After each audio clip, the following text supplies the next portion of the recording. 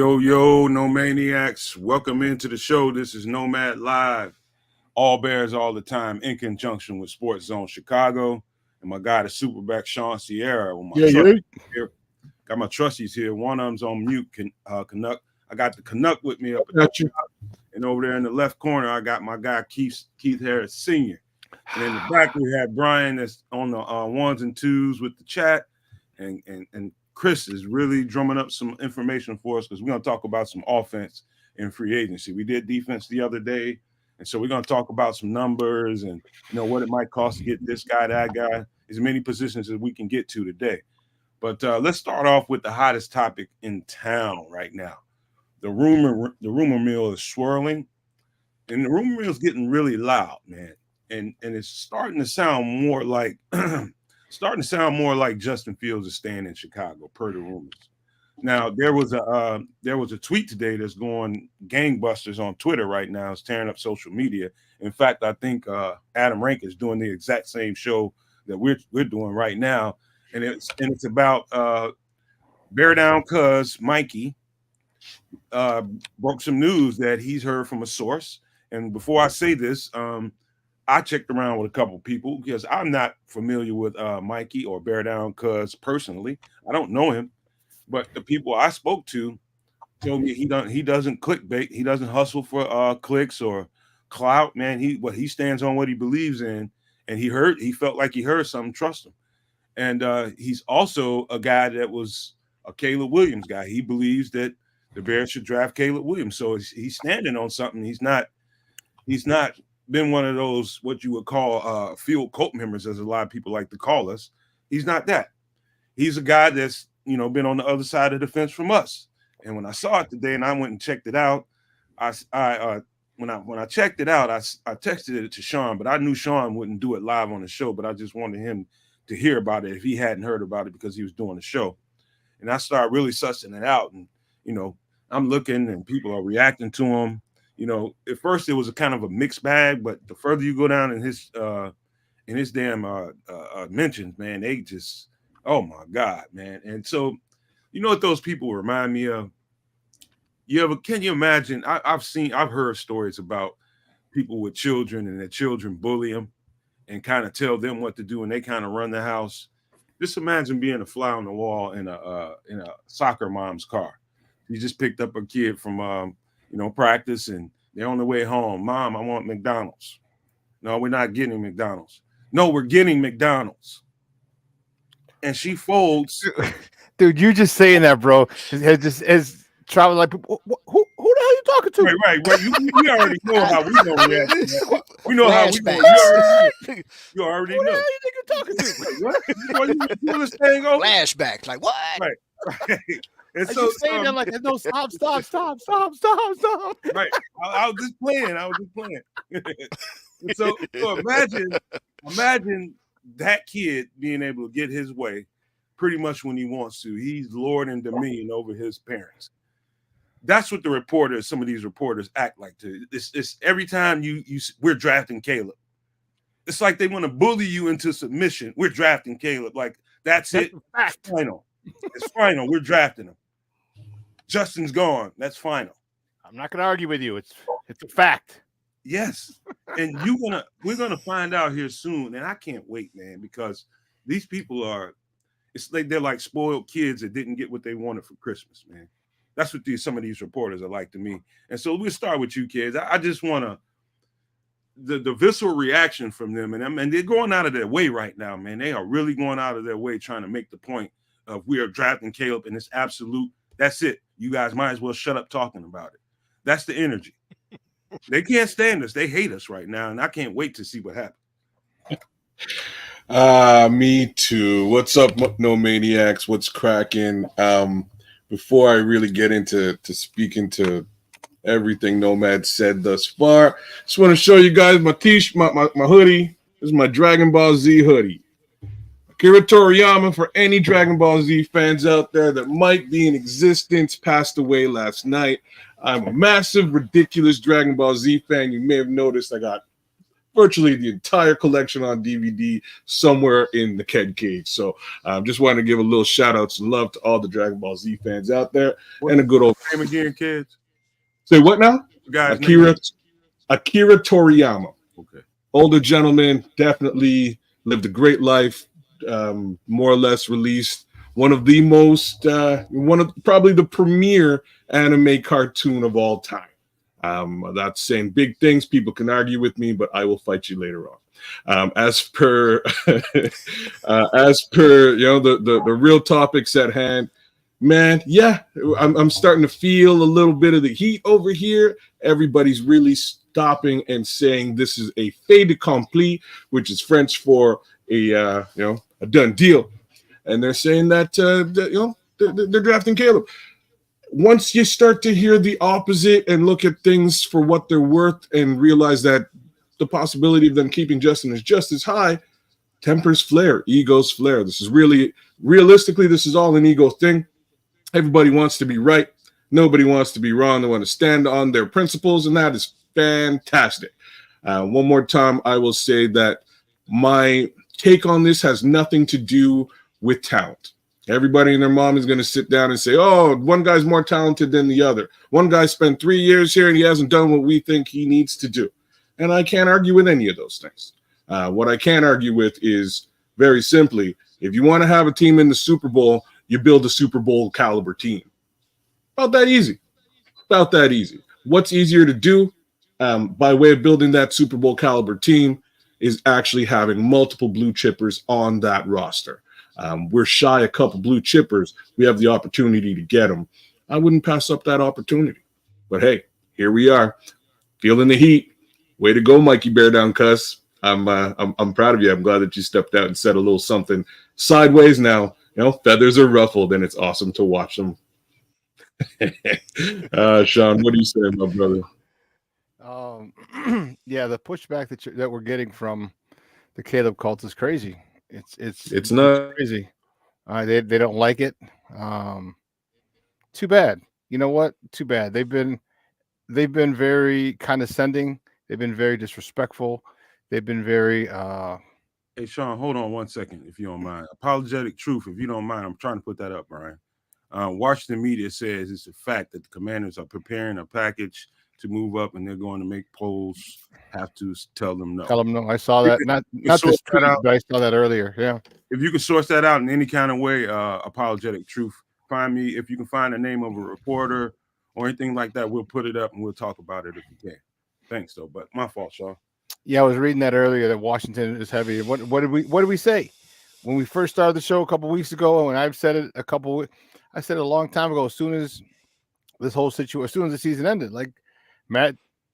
What was our conversation like yesterday after the show? Okay, Magic Johnson's part of that ownership group. Magic Johnson's going to get what he wants. You don't have to like it. You don't have to like me. I couldn't care less.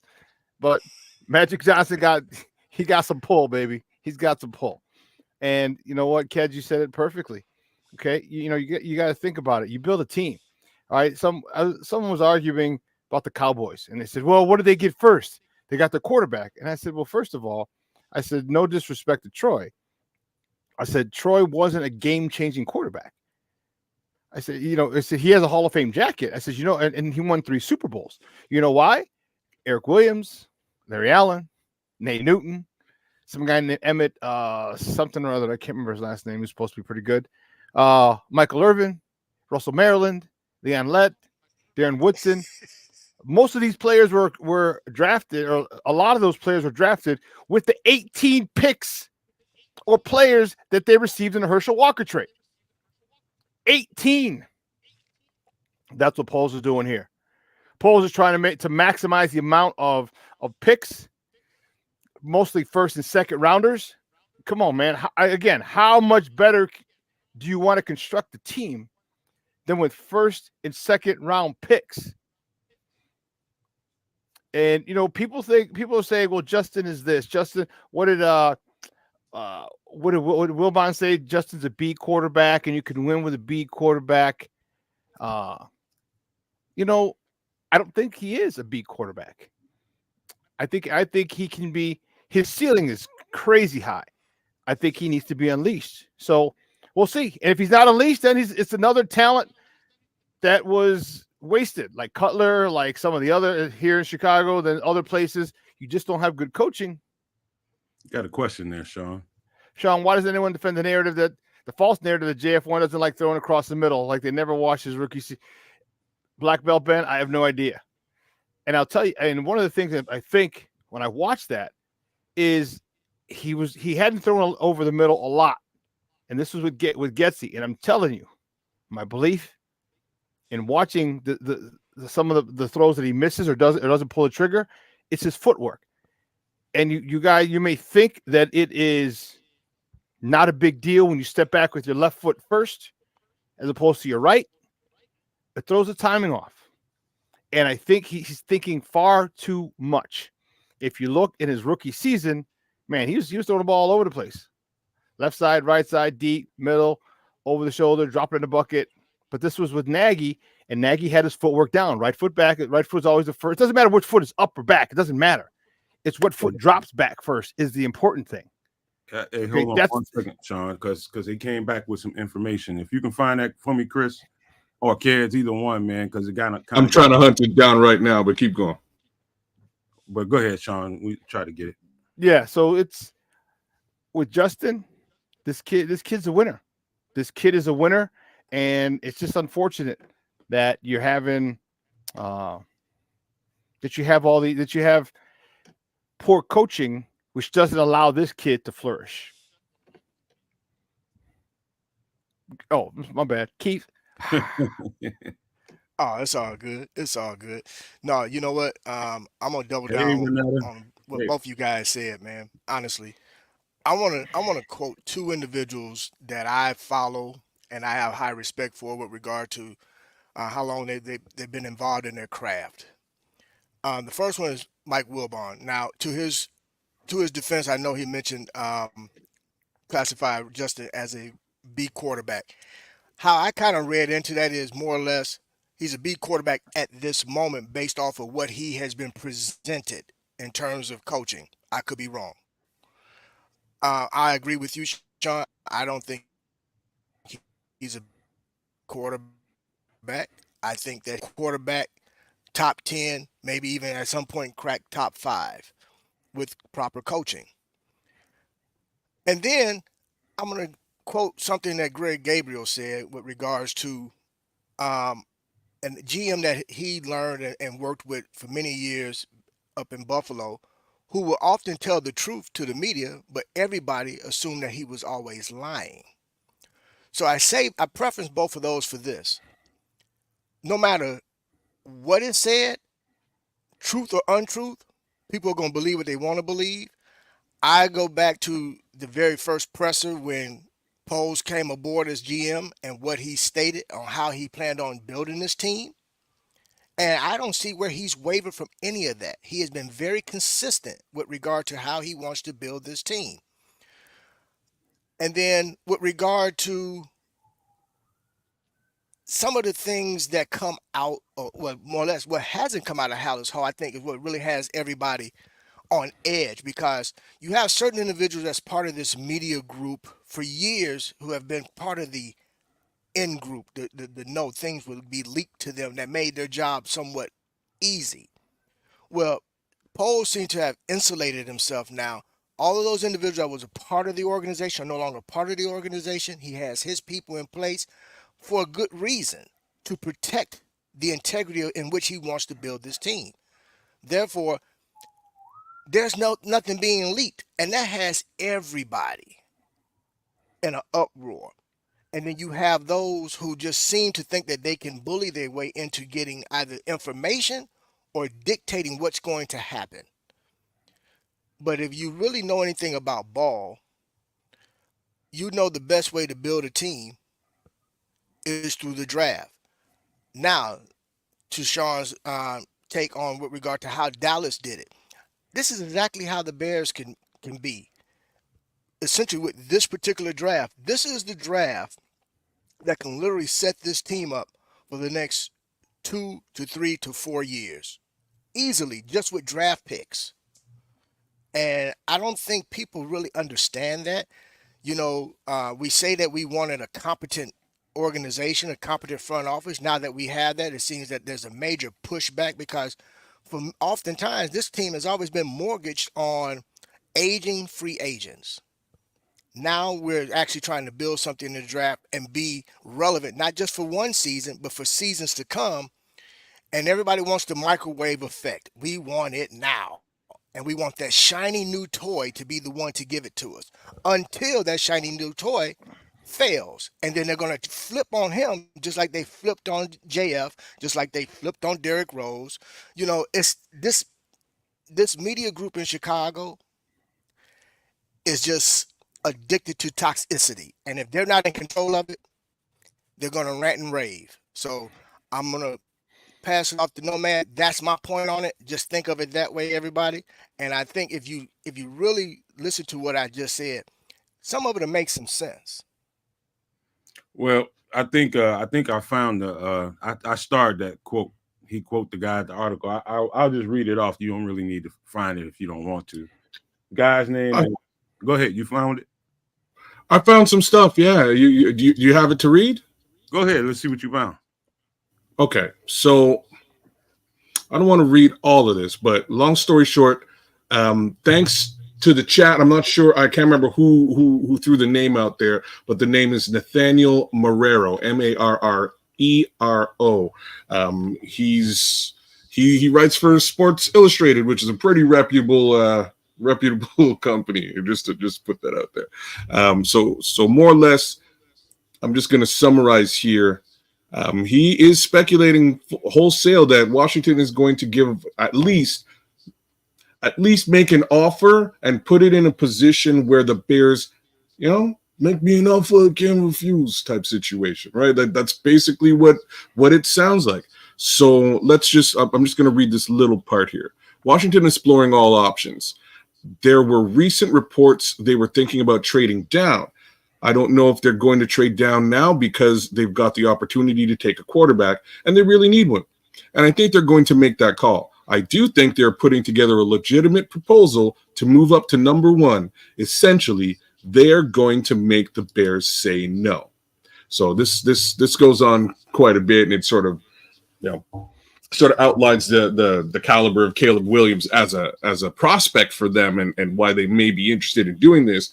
But they also get into the fact that Dan Quinn is the new coach, and this is his second go around, and he may not have a third. So they need to nail this for him. They need to nail it to put butts in the seats in the stadium in Washington. Say that again, Kedz. Say that again. So for all those slow people. Butts in the seats in Washington, right? They got a black eye all over Washington football. There's a black eye, right? So they need to clean things up, and this is really the best possible way of doing so. Double down, get your guy, hometown guy, and you start to build around him. It'll take them a couple years, but at least people will want to go and watch Washington football games, right? So that's where my headspace is with this. I'm in full agreement. I'd be very surprised if they don't make a crazy offer, but I will say I wonder if they're going to wait right until the draft to do it. You know what? I believe we knew this was inevitable, that they would come and eventually and once Ryanpoles wasn't moving quite in the way on the fashion that they wanted him to, it's going to go full court press. And that's more or less what it sounds like Nathaniel Marrero is saying. They're prepared to do a full court press and make them say, no, you cannot have this pick. And eventually that shakes the tree to its last leaf. And Ryanpoles, to me, is in a prime position like we thought he would be at the beginning of this. And, quite frankly, you won't get it done with 5 draft picks. Count that 4, because if you get Caleb, you got 4. And so at the end of the day, when the math ain't mathing, when the reporters get through telling you what their virtues are, and we're going to do this regardless, it looks to me like, just remember, man, they're trying to sway you.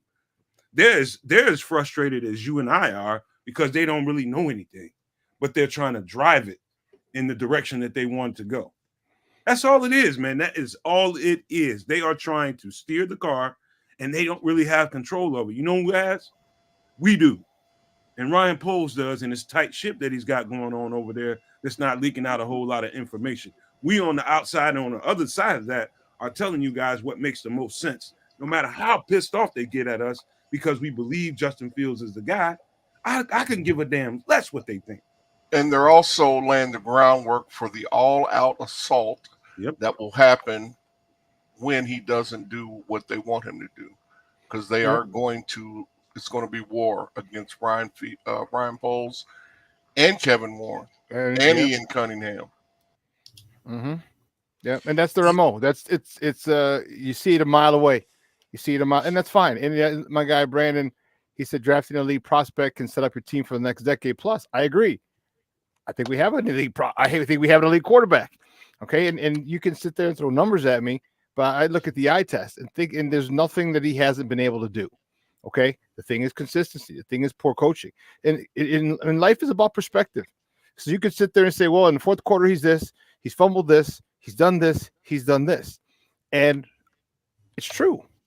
Or you can look at it and say, wait a minute, despite the fact he's three coordinators in 4 years, okay, despite the fact of no defense giving up over 33 points a game, despite the fact of having a wide receiving core with Damiere Byrd, Amir Smith Marset, okay, my guy N'Keal Harry, EQ St. Brown, okay, he still has had some amazing throws. And I'm not even talking his running.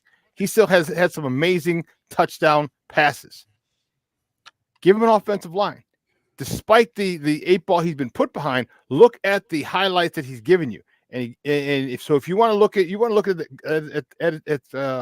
way in the glass is half empty, well, you can. Or if you want to look at it the way the glass is half full, think of all the phenomenal plays that you've seen.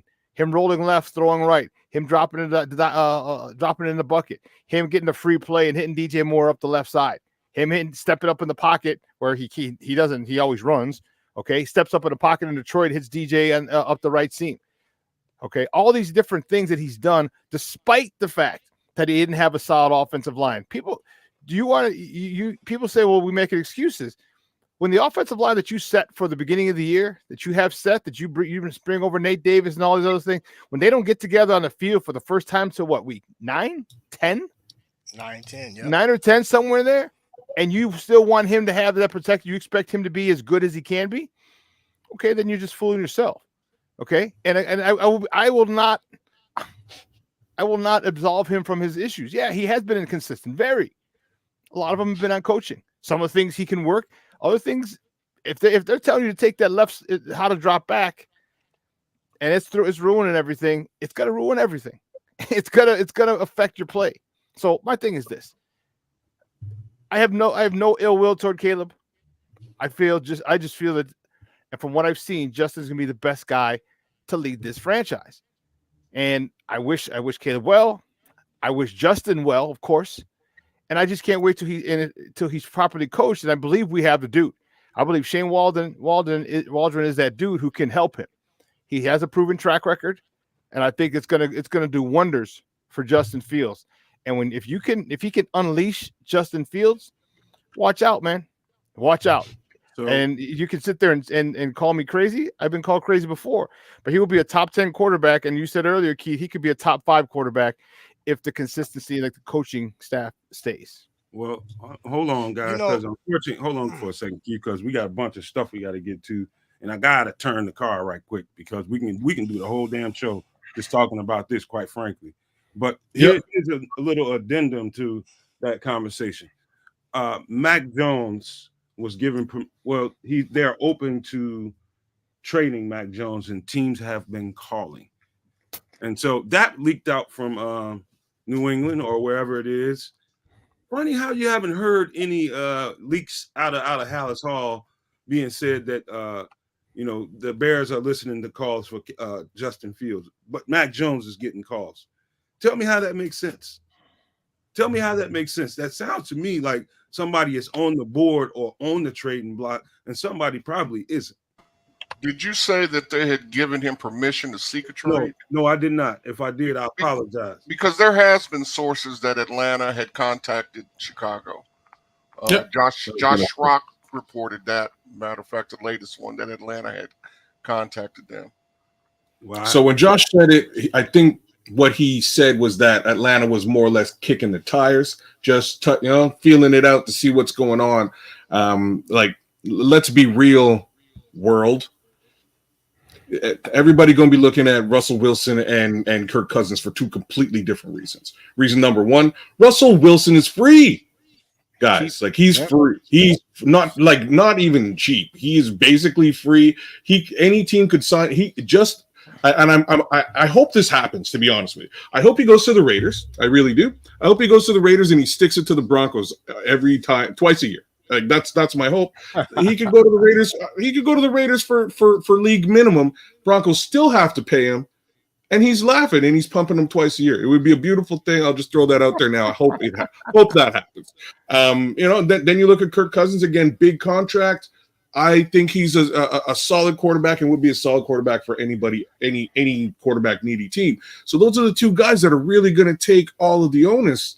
I want to transition to something else before we get off the Justin situation. And I want the world to look at, I'm going to ask a question. What does Patrick Mahomes and Jordan Love have in common? There's a longer list of people that I could add into this. Light-skinned? Most of them are actually, strangely, but some of them are full on white, like Steve Young or Aaron Rodgers or Brett Favre. Or these are all quarterbacks who have, again, in just about anybody's opinion, are top caliber quarterbacks. They all sat for at least a year. Like, this is my big problem with all of this. You guys want to throw the kid to the wolves again. That's what you guys want to do.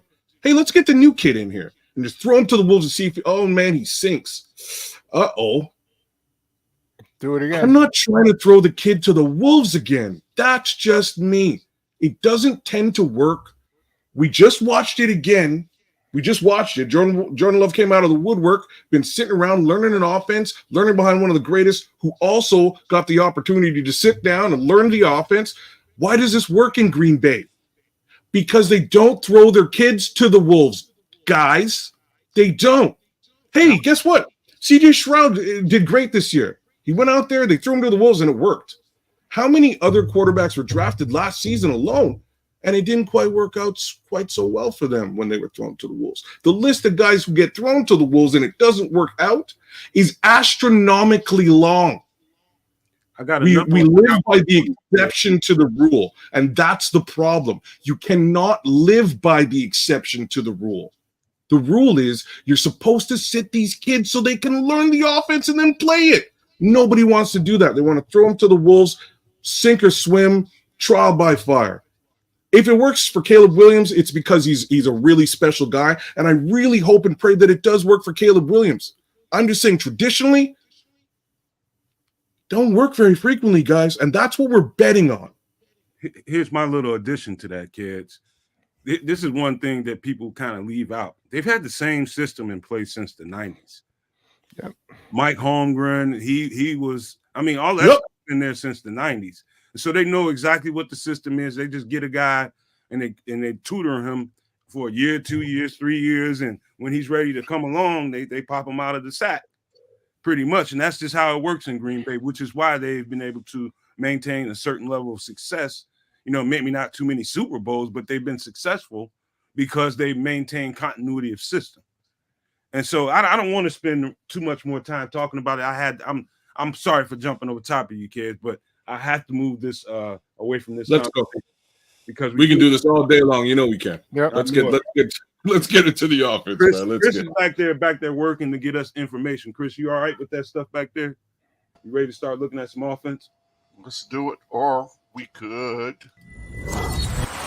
The best Chicago Bears content anywhere. Catch Watch Nomad Live pregame 1 hour prior to kickoff and Nomad at Night postgame. And every Friday evening at 7 p.m. Central on all the most popular streaming platforms. And only on the Nomad Network. That is right, everybody. Make sure I'm seeing record number of people in the chat. I see 260 as we speak. Please do me a favor. Anybody that has not subscribed to the channel, either this one or Shawn's over at Sports Zone Chicago, do us that kind favor. Please do us that favor and subscribe to the channel. And at the very least, if you can do anything else, make sure you like the show, man, because it just gives us encouragement that we're on the right track to keep going on down the line that we're heading, man. So I appreciate you guys, everybody here that's here right now. Thank you. But please make sure you hit the subscribe button. We would really certainly appreciate that. Well, go ahead, Chris. Let me see what you got here. We got tackles. Okay. All right. So we got here's a Brian, just hold off on the comments for a second. Here's what we got here. I just want to ask you guys and go around the horn really, really quick so we can get to some of these numbers and some of these guys. Do you think there's a possibility, Kedz, that we get a stopgap tackle, in free agency and also draft one? You think there's any chance that we do that? No, not a stopgap. No, I don't.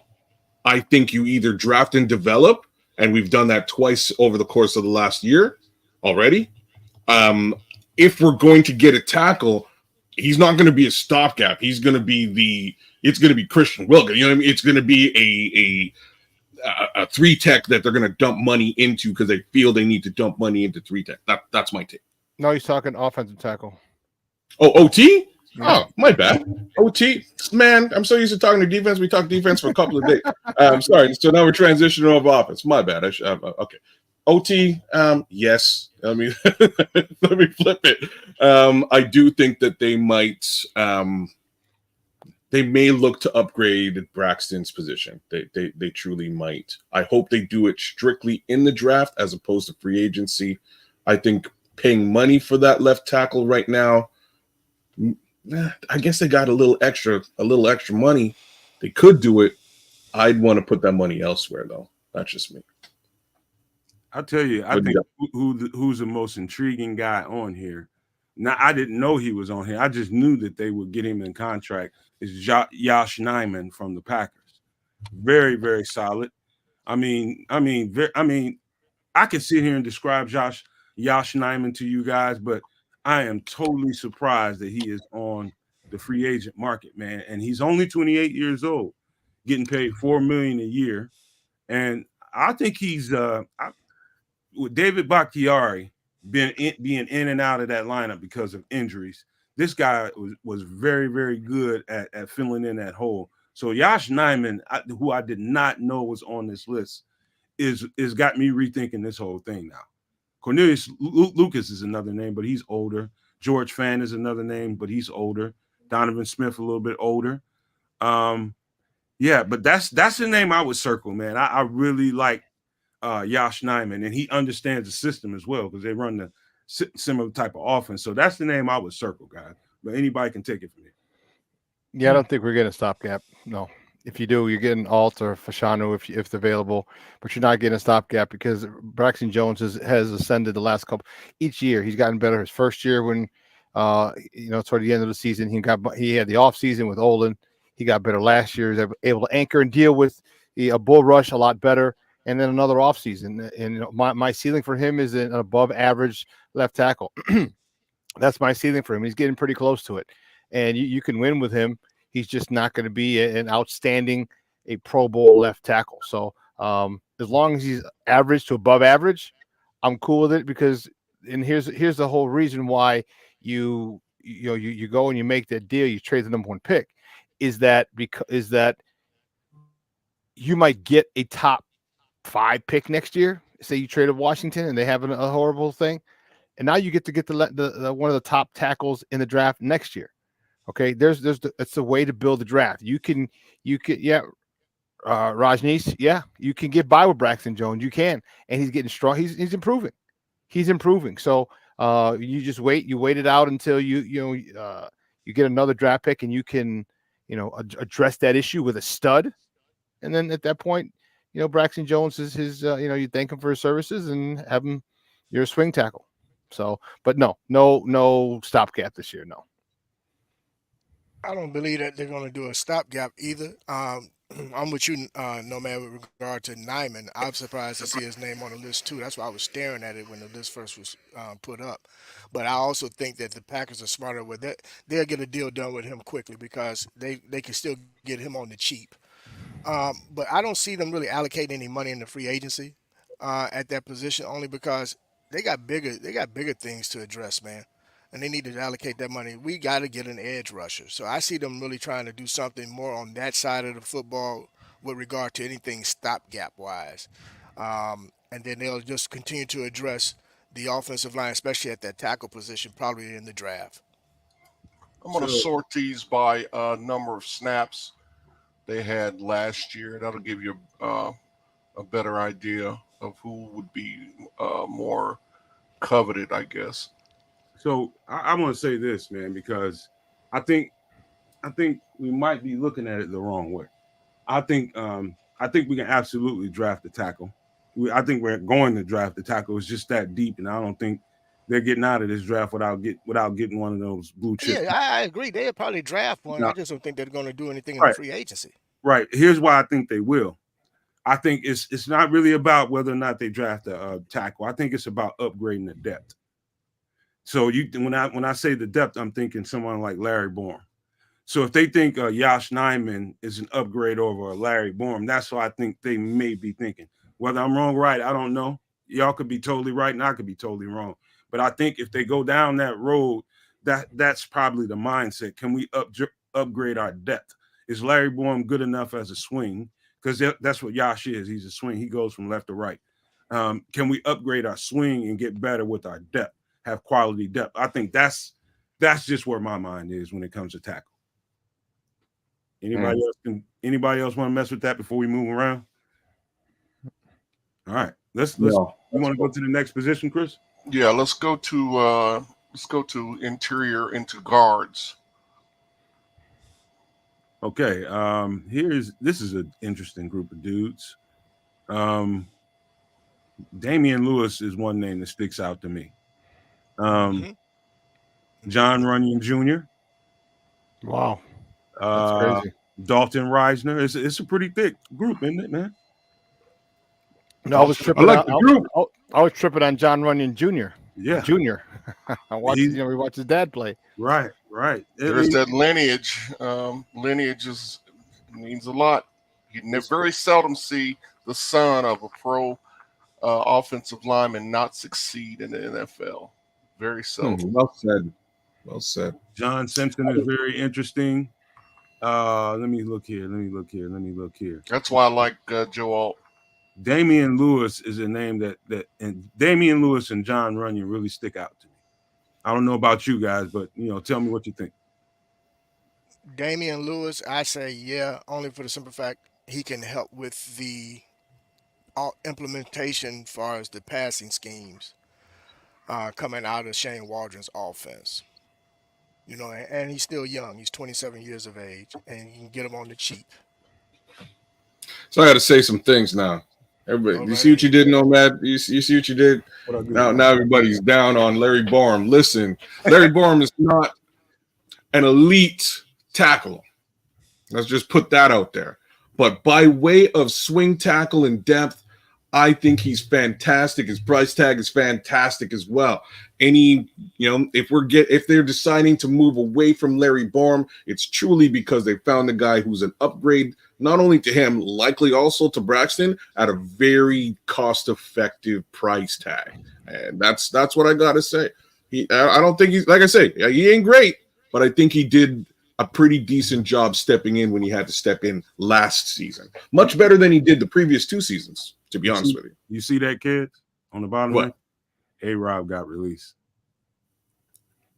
Wow, that's okay. All right. Yeah. He I wonder if he'll wind up in Buffalo with Mitch. That's cold-blooded. Unfortunately, that didn't even work out in Pittsburgh either. Maybe even Charles Leno end up in Buffalo. So hey guys, so but it does make sense to you guys why I'm highlighting Damian Lewis. I think Keith just mentioned it. You know, the fact that it's probably more likely that it's Damian Lewis if they go guard because of the system that he just came out of. You know what I mean? But you know, I wouldn't be surprised if Runyon was another guy that's strongly considered. But Damian Lewis in particular, you know, and it goes to teaching, you know, helping the learning curve get shorter. You know, I mean, you got a guy that's out there that's done it with him, so know exactly what to do. Has been out there with him for a couple of years, and so Damian Lewis is the guy I circle here. Anybody else want to touch this before we move?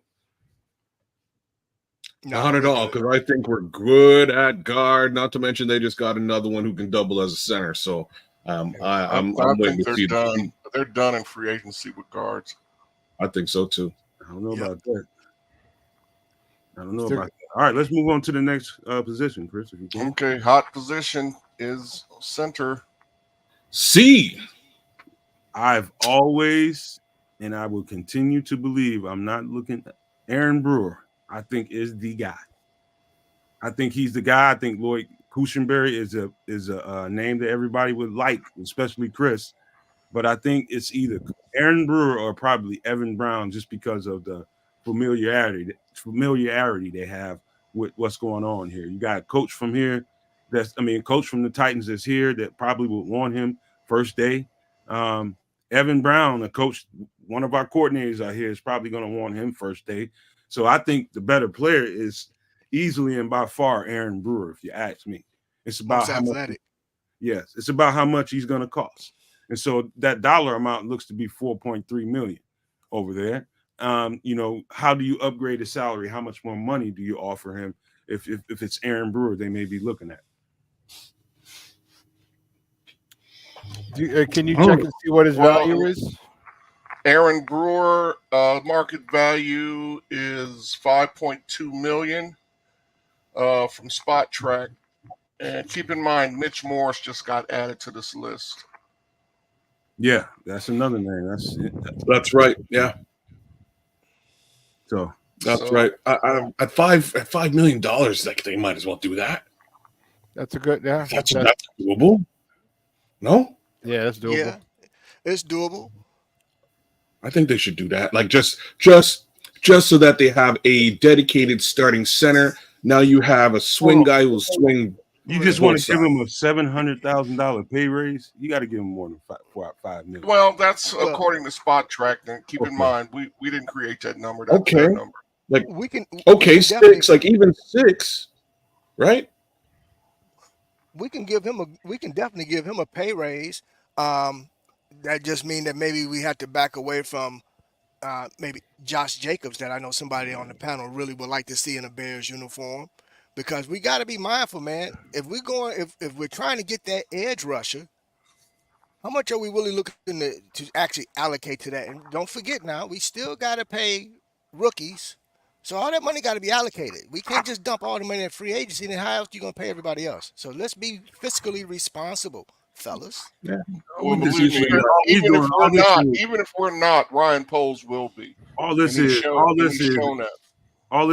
an exercise in who they might target if they target someone. We don't know. We don't have no damn idea if they're going to target any of these guys. And all we're doing is going through the list of guys, just kind of hypothetically imagining what each one of those. I mean, who would I like to imagine in reality? I mean, we don't know exactly who they're going to target. All we can do is of course we don't create content and speculate. That's it. Yeah, but if you're gonna speculate with proper allocation of the dollars. Let's not, because we have people that's in the chats and that's listening and watching this who take what we say and they're not adding the money up like we should be adding the money up. That's all I'm saying. It's not really about that, Chris. I mean, Keith, to me, right now, we're just. Once again, today, we're going to agree to disagree, my brother. What's that? Yelling at me, he called you Chris. My bad. It's not really about it's okay. It's good, but we're going to agree to disagree. It's all fun and games, man. It shouldn't be taken that seriously anyway, because we're just out here doing content, man. Don't worry too much about it. So, okay, there was a whole bunch of people that were really Connor McGovern fans until they found out he got injured. And so I think he's probably off the table if they were talking about somebody. But I digress. We can move on to the next I think you mean Connor Williams. Connor McGovern. Connor Williams is the one suffered the Connor injury. McGovern from the Jets. Yeah, he's not injured. Williams is. Okay, you might be right. It probably No, was. I'm definitely right. Yeah, it was Connor Williams. You're right. All right, we'll move on to the next one. Man, why is everybody goddamn chippy today, man? Because it's Friday. Hey, man, it's And Friday, we- brother. Friday, News. TGIM. We're ready And for you the definitely news. don't need to stop here, man. We don't need Oh to. man, you don't want Baker Mayfield? Man, the hell with it. Sure. Come on, Sure Chris. you You don't only want got a Baker? few minutes, man. No, I just thought you told me to do it. All right, let's look at wideouts. This is an interesting group, man. Ooh. Kids, you the bro. resident, cheapskate. So I'll let you take a look at this first before I even say anything. Oh, wow. Man, like straight up and down, Cheapskate says, I ain't really spending no money on no wide receivers. this Even season." Moon? Even who? Mooney? Even Moon. Even a move? What? Look, I would go. If it was me, man. I'm talking about Here's- Mooney, man. You know I'm talking about Talk- Mooney, right? We talking about Darnell Mooney? Mooney, brother. Yeah. I said Mooney. No. No, like there's reasons for this now, and I know they made an offer, and I fully expected him to turn it down. I've said this before. I believe that there was a thing. Like I think there was a thing on this offense with Lukegetsy last season, and I think he rubbed a couple of people the wrong way. Chase Claypool, Darnell Mooney, Donta Foreman. That's my thoughts. I think all of those guys hated Lukegetsy, and I think a little bit of it rubbed off on other people too on that offense. But that's just me. That's me.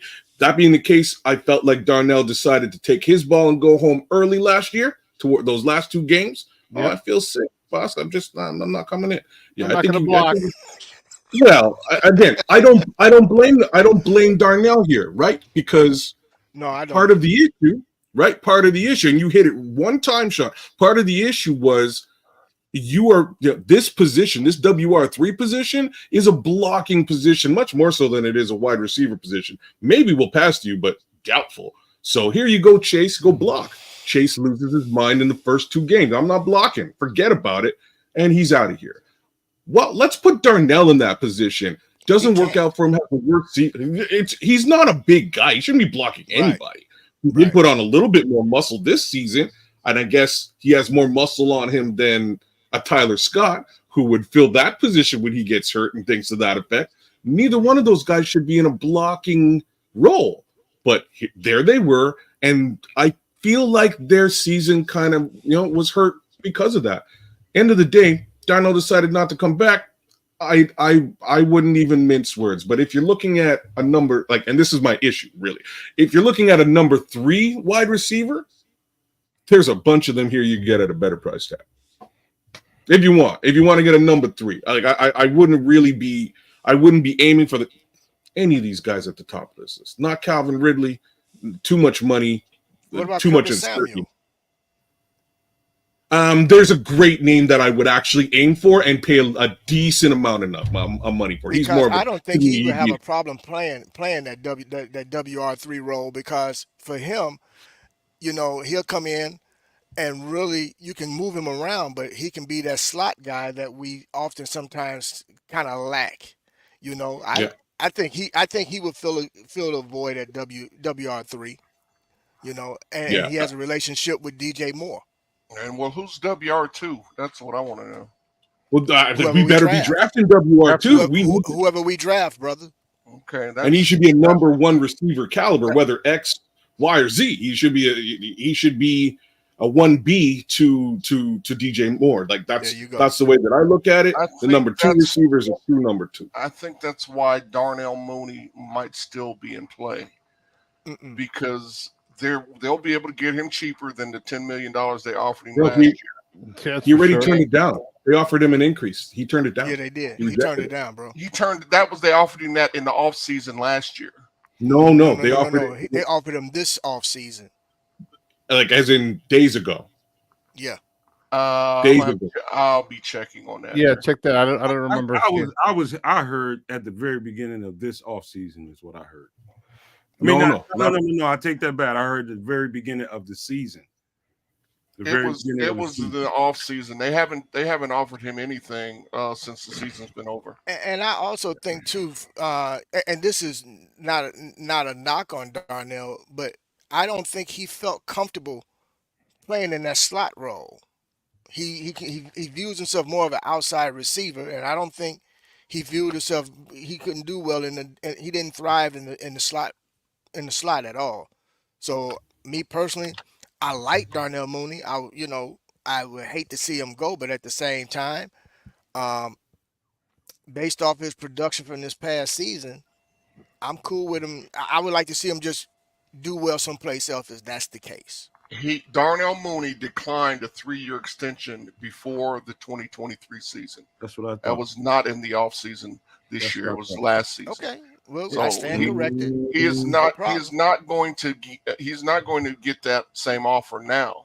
No way. But you know what that leads me to believe? I think at the very beginning of the season, he was just like, man, Getsy ain't going nowhere, and I don't like how he using us, man. He bet on himself, and Getsy sabotaged it. He had him blocking defensive ends and doing all kind of crazy stuff. Mm-hmm. You know what? I still think but he still had a couple of key drops, and I think with those key drops, he might have gained a few more targets. I'm not going to say it was all him, but I agree with you though, Chris, that Getsy had the stupid play calls and had him blocking, but there were some plays that he could have helped himself a lot more. I think his confidence drops didn't help. His confidence dropped as the season went on. Yep. And so I still think that they have some belief in Darnell Mooney. So what? He's not coming back. Sorry, go ahead. I'm not gonna say never. But I do think that they'll pick up they need to pick up a wide receiver in free agency because the cupboard is outside of DJ right now. The cupboard is pretty bare.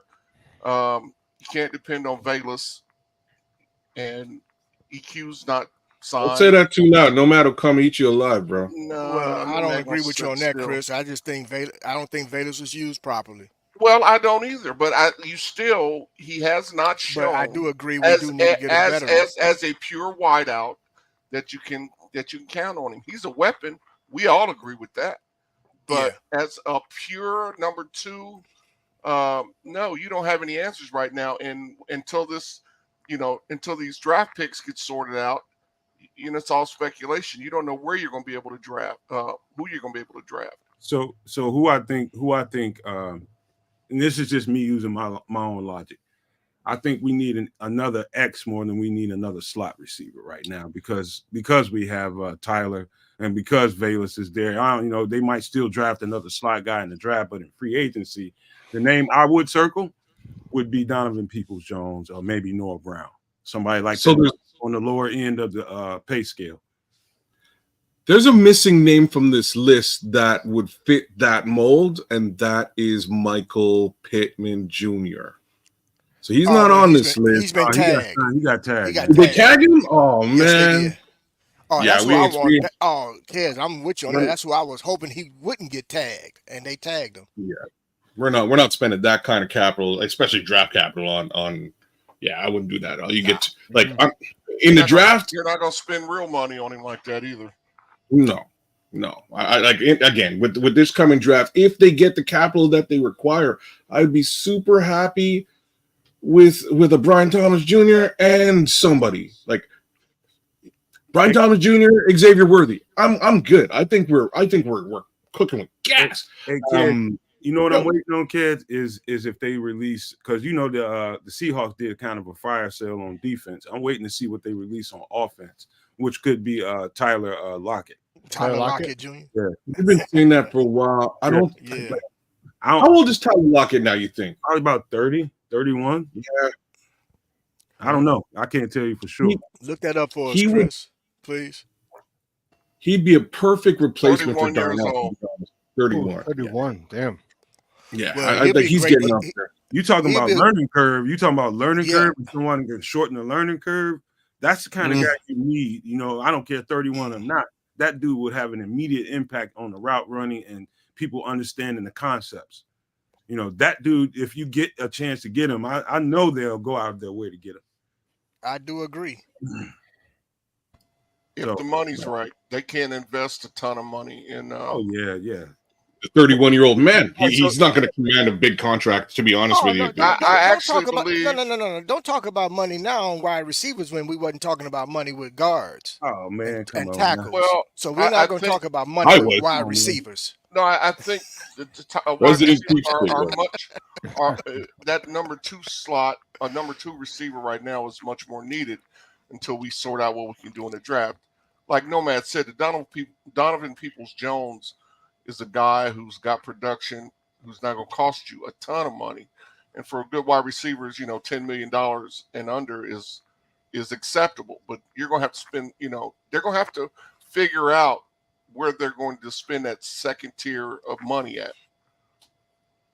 So chat's bringing up Jahan Dotson. That's who they're targeting in the trade. Yeah, he's not a free agent. He's too fresh. He's only drafted a year or two ago. I'd be happy if they scored him in a trade. He'd be a cheap addition, and he'd really fill that WR2-3 role. I think he'd be a potentially an upgrade from Darnell Mooney too in that respect. But good option.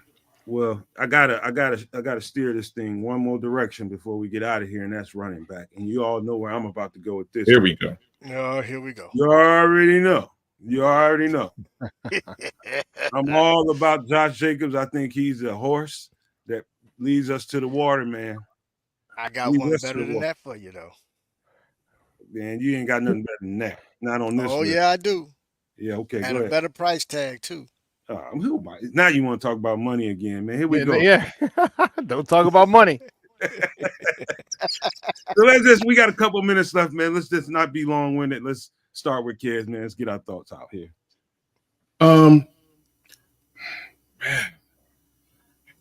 Like, these guys are so good. I just can't stand the idea of paying money for them outside. Like, if I'm going to pay money, it's either your guy, Nomad, Derrick Henry, forget about it, I'll pay the 12.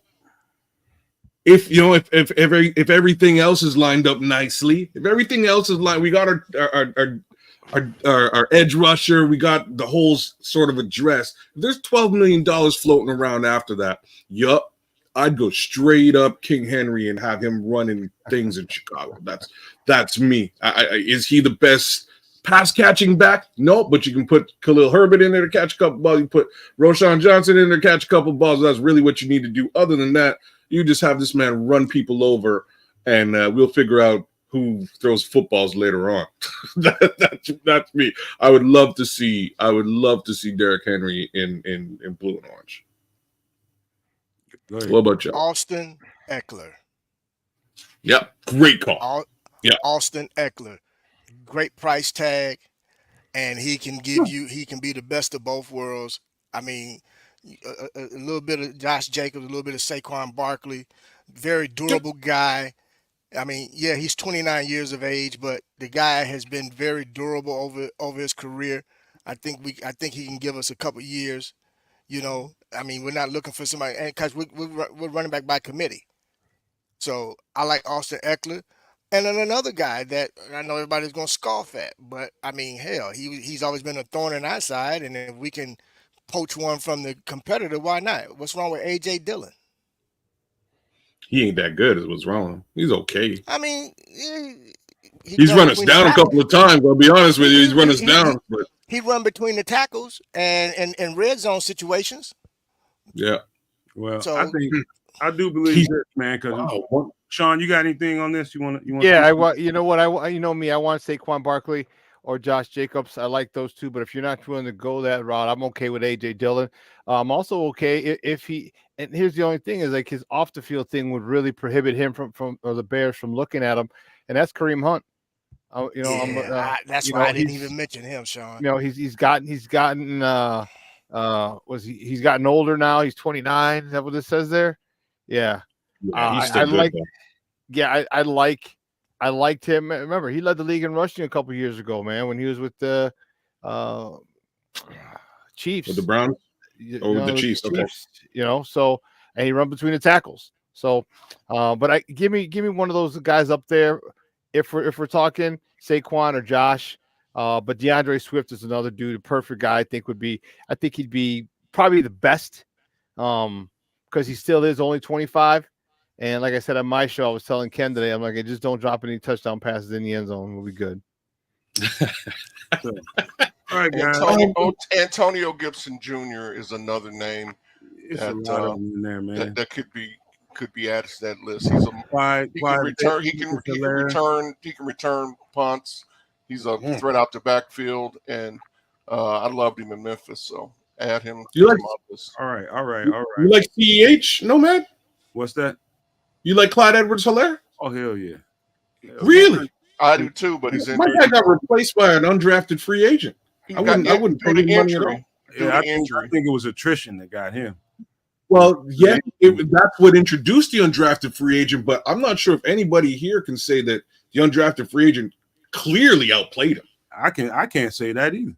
I think he was favored. Why didn't they give him his job back? I think he was favored, and, but I'm not in that locker room. I'm just saying, answer that question. Answer now, Nomad. Talent wise, Clyde Edwards-Helaire is one of your more talented running backs in the league, in my opinion. But my guy is obviously Josh Jacobs. If you want a horse that can get you over the hump and you can put the ball in his hands and put games away for you, that's the horse. You get what you pay for. That horse will take you there. And so that being said, let's go around the horn, kids, because we'll keep this going for the next hour if we don't. And when you say whatever you gotta say, then go ahead. All right. So the only this running back free agency class is a little bit ridiculous. It's interesting to see that all these guys that they franchise tag here are really commanding very high price tags.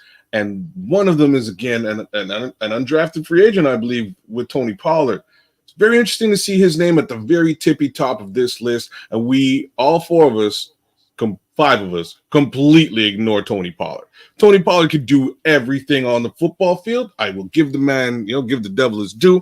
I'm just not so sure anybody going to pay $10+ million for Tony Pollard when you have pedigree directly behind him in Saquon, Josh. These are 2 first-round draft picks. We can go down the list of guys who were really drafted high and have performed. I would just not pay that kind of number. If he's willing to take something a little bit south of that astronomical $10+ million contract, man, he gonna make a team real happy. But I'll leave that alone. That's my 2 cents on running backs. You gonna shout everybody out before we get out of here? Oh, fine. No maniacs. You guys are awesome. Thanks for coming out, man. Blowing up the chat. Zeno Tennant. I got problems with you, bro, but I will leave it alone because I've got bigger fish to fry in real life. Outside of that, unapologetic truth. Good to see you. Notorious, keeping them in line as usual. Love it, Notorious. You keep them in line. J2K, Yadazakwa, Victor Dragon. So many new heads. BG147, ARR Kirk, Be Yourself. So many new heads out there. Please, by all means, like, share, subscribe. Make sure that you're hyping up the Nomad Network wherever you're at. If you're at other shows, blasting in the chat, by all means, point those other shows to the Nomad Network so we can grow and do some bigger things for you guys as we move forward. But that'll be the expectation. And as far as expectations go, I still feel like Justin's going to be a Chicago Bears. So what do you think, Keith? Hey, I just first want to say thank you to everybody that chimed in with us today. I know Maniacs and our sports zoners, thank you very much for chiming in, and we had a record day with regard to those that was involved in the chat. I'm going to wrap it up with this. Consider the timing of the recent leaks and or whispers. Think of this. This young man by the name of Caleb Williams and the organization, the Washington Commanders, has the opportunity to eliminate the stench of Mr. Snyder by bringing in a gentleman that can be the hometown hero and set that franchise on a new trajectory. With that being said, I'm going to pass it on to my man Shawn and also to my guys on the panel as always. It's always a pleasure chopping up, talking ball with you guys. I can't wait to do it again. But until then, everybody have a safe weekend. Keith is out. Sports owners, no maniacs, unite. Boom. Do me a favor. Make sure that you follow Sports Zone Chicago as well. Follow our YouTube channel. We're doing some pretty cool, a lot of cool stuff over there, and we need some numbers. We'd appreciate you helping us out on that one. I just want to say great stuff. TGI Mickey Ficky Friday. It's been a long week. Done a lot of shows. Myself, with my produced shows, done shows. It's been a long week, so I'm about to enjoy this weekend. You guys enjoy this weekend. It's a little rainy out here in Chicago, but who cares? Enjoy it. And have fun, man. Have fun. Get out there, do some stuff. This is beautiful weather for this time of year in Chicago. All right, and like I always say on my show, do me a favor. Make sure that you tell. No one cares. Make sure you tell your loved ones that you love them. All right, you let them know. All right, shoot somebody a text just that you haven't talked to. Just say, hey, you know what, man? Just hope everything's well. You and the family are well. Just do that, and I guarantee you will make their day. All right, your boy, the SuperBack. I am out. All right. Hey, I want to shout out my boy DJ Breeze, Ambrose. Hey, man, the baddest DJ this side of the Mississippi. Shout out. Okay. Good to see you, man. All my other chat folks, love you guys. Mark Sack, good to see you back. Hey, Mark. Yeah. Hey, you listen, guys. Please continue to subscribe and to turn on your notifications. Share this wonderful content. We got a newbie. Bobby Reed. I appreciate the information. Respect, hey, Bobby. It's good to see you, Bobby. Thanks, man. Don't forget to hit that subscribe button and, welcome to the family, man. We appreciate you being here. Don't forget to go over to Sports Zone Chicago, support Shawn. Tons of great content on his channel. We are family, brother. I love you. Rest of my guys on the panel, Keith, Nomad, Kedz, man in the back, Mr. Brian, quit tearing up your toys. I love you guys, man. Hey, bear down. Ditto what everybody said, man. Hey Brian, man, you gotta put some kind of crash cover on that thing or something. Do something. Hey, William Bell, real quick. It's Sports Zone Chicago. He was asking. Sports Zone Chicago is the YouTube channel. Sports Zone Chicago. So let me shout that out right quick. Sports Zone Chicago, the home of the SuperBack, Shawn Sierra, man. Make sure you show them the same love you show us over here. Go like the shows. Go over there and subscribe to the channel for us. It's great content, guys. Great content. Yes, it is. And a good person. I really like Shawn. He's not here because of any reason, man. I think Shawn's a solid guy, man. I really like him. And just, show the same love you show over here, man. And that's all, man, But, hey, thank you guys for coming, man. We got up to almost, I would say, about 265, I think, which is, is a new record for us. So we're moving, guys. We're moving, man. If we had 265 people in the chat today, the people that are not subscribed, man, you do hella favors to the Bears community by giving us a subscribe, man. Because all we're doing is being fans just like you guys are, but giving you content so that you have something to watch throughout the week, man. So if you show us that appreciation, man, that's all we need, man. We ain't asked you for nothing but appreciation. That's it. And that's how you do it for us. But I had to say that one more time, man. Love you guys and appreciate you guys for being here in the show. Everybody that's listening on audio platforms, love you guys too. Make sure you hit the subscribe on both of our networks, both the Nomad Network and Sports Zone Chicago. But with that being said, we got to get out of here with these famous words. And you guys have a great weekend, man. Now we will be back Sunday, 8 p.m. Central with Nomadnight.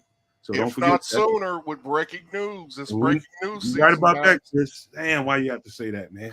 I wanted to enjoy my weekend, but hey, you know what? We'll do what we have to do. If news breaks, make sure you hit the notification button. Make sure you hit the notification button. We will go live, man. We will get whoever we can get, and we will go live if something happens in between now and Sunday. So before we get out of here, I got to leave you guys with these famous words. Love, peace, and hair grease, y'all. Peace, y'all. We out. TGIF. Have a good weekend. Bed down.